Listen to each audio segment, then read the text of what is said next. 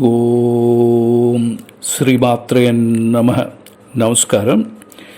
గత కార్యక్రమంలో పురాణాలలో గణపతి ప్రస్తావన గురించి మనం తెలుసుకున్నాం.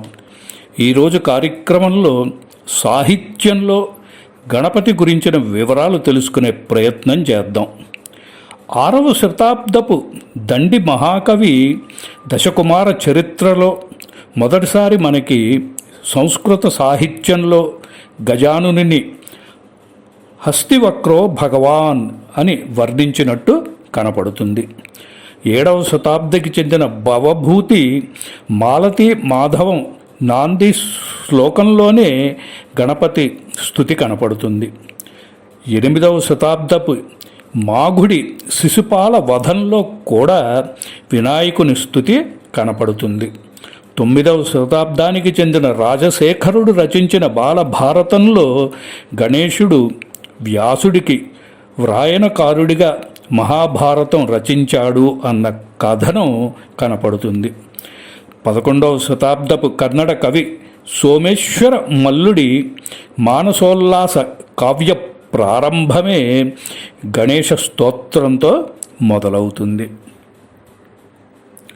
అభీష్టఫలదం సిద్ధిసిద్ధమంత్రం గణేశ్వరం కర్ణతాళా విలోద్ధిత విఘ్నతూలలవం నమః.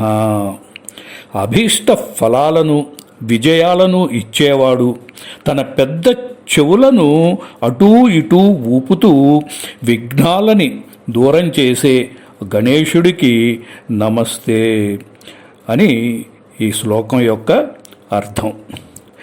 అంటే ఏంటంటే అండి, 5వ శతాబ్దం వరకు కూడా సంస్కృత సాహిత్యంలో స్కందుడి ప్రస్తావన తప్ప గణపతి ప్రస్తావన అంతగా కనపడేది కాదు.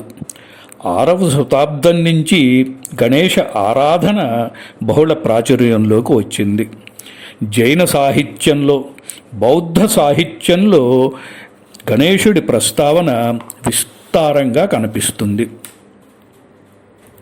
కావ్యాలలాగే శాసనాలలో కూడా మనకి 6వ శతాబ్దం వరకు గణపతి ప్రస్తావన అంతగా కనిపించదు. 6వ శతాబ్దంలో మొట్టమొదటి గణపతి శాసనం అసలు ఎక్కడ దొరికిందో తెలుసా అండి? ఆశ్చర్యం కలిగించే విషయం ఇది. గుంటూరు జిల్లా సత్తెనపల్లి తాలూకా వేల్పూరు శ్రీ రామలింగేశ్వర స్వామి దేవాలయం ప్రవేశ ద్వారం దగ్గర గల పాలరాతి స్తంభం మీద దంతిముఖస్వామి ప్రతిష్ఠ అని ఉన్న ఈ శాసనం చివర్లో వినాయకం నమస్యంతి అని ఉంటుంది. ఆ తర్వాతి కాలంలో జైపూర్, రాజస్థాన్లో ఉన్న జైపూర్ దగ్గర ఉన్న సక్రాయిలో చండిక, కుబేర గణపతులను స్తుతించే శాసనం లభించింది. 8వ శతాబ్దంలో ప్రస్తుత బంగ్లాదేశ్లో గల సిల్హెట్లో వేరొక శాసనం లభించింది. అప్పట్లో 6వ శతాబ్దంలో ఈ వేల్పూర్ ఆలయం అమిత ప్రాచుర్యంలో ఉండేదండి. రావణ వధ తర్వాత రాములవారు తిరిగి వెళ్తూ ఇక్కడ ఈ శివలింగాన్ని ప్రతిష్ఠించాడు అని చెప్పి వచనం. దక్షిణాపథంలో 7వ శతాబ్దం నుంచి, అంటే పల్లవుల కాలం నుంచి గణపతి ఆరాధన అమిత ప్రాముఖ్యం సంతరించుకుంది.